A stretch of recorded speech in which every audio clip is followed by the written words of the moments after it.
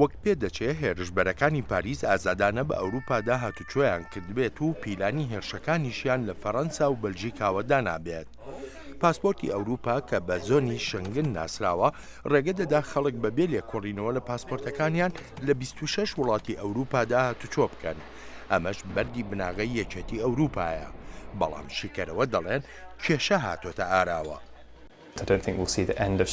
پێم وانە کۆتایی زۆنی شەنگن ببینین، بەڵام پێم وایە بە تایبەتی لە چەند مانگی داهاتوودا ژمارەیەک وڵات لە بواری جیاجیادا باری ئاسایشی سنوورەکانیان تون دەکەن. گۆڕانکاری ڕوودەدات، بەڵام وەک پرینسیپەکانی یەکێتی ئەوروپا شەنگن بە تەواوەتی هەڵناوەشێتەوە. هۆڵەندا پێشنیازی پێکێنانی زۆنێکی بچووکراوەی شەنگنی کردووە و وڵاتانی وەک یۆنان و ئیتالیا لەو زۆنەدا نەهێڵڕێنەوە کە ژمارەیەکی زۆری کۆچبەرانی هیچ بەڵگەنامەیەکیان پێ نییە لەو دوو وڵاتەوە دەگەنە ئەوروپا. ئەڵمانیا ئەم پێشنیازەی ڕەت کردوێتەوە. دەبێت ئامانجی سیاسیمانەوە بێت چەندێک بکرێت ناوچەی شەنگن کراوە بێت. بۆ ئەم ڕەوشەش پێویستە هاتنە ناوە و چوونە دەرەوەی ئەوانەی بە جەنگاوەرانی سووریایی و لایەنگرانی دەوڵەتی ئیسلامی ناودێردەکرێن کۆنتڕۆڵ بکرێت. پیلانگێڕی سەرەکی لەم هێرشانەدا عەبدولحەمید ئەباعود لە دەوروبەری پاریس و لە هێرشێکی پۆلیسدا کوژرا.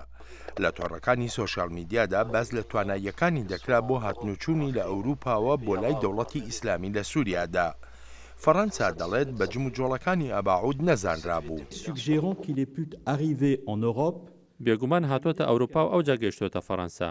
ڕۆژی 16 پاش هێرشەکانی پاریس دەستگایەکی ئاسایش لە دەرەوەی وڵاتانی ئەوروپا ئاماژەی بەوە کرد ئاگادار بووە بەوەی لە یۆنان بووە. یەکێک لە هێرشبەرە خۆکوژەکانی پاریس ئەحمەد الموحەممەد پێدەچێت خۆی کردبێتە پەنابەر لە سووریاوە و بەڕێی تورکیادا خۆی گیان بێتە یۆنان.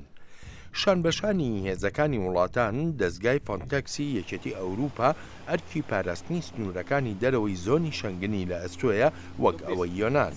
بەڵام لە دەمی قەیرانی داراییدا بودجەکەی کەم کرایەوە و تەنها ئەم ساڵ 122 ملیۆن دۆلاری بۆ زیادکرا. ئەمەش وەک شیکەرەوە دەڵێن بەس نییە. پێم وایە فشاری خستۆتە سەر سنوورەکانی دەرەوەی ئەوروپا بەبێ هەبوونی سەرچاوە، جا ئەو فشاری لە سەریانە ناتوانن بەردەوام بن بەو سەرچاوانی ئێستا هەیەە. فەڕەنسا داوا لە یەکێتی ئەوروپا دەکات تا بە خێرایی پەرە بەباری ئاسایشی و زانیاریەکانیش بدرێن و ئاگاهیش دەدا کە چارەنووسی یەکێتی ئەوروپاش کەوتۆتە مەترسیەوە.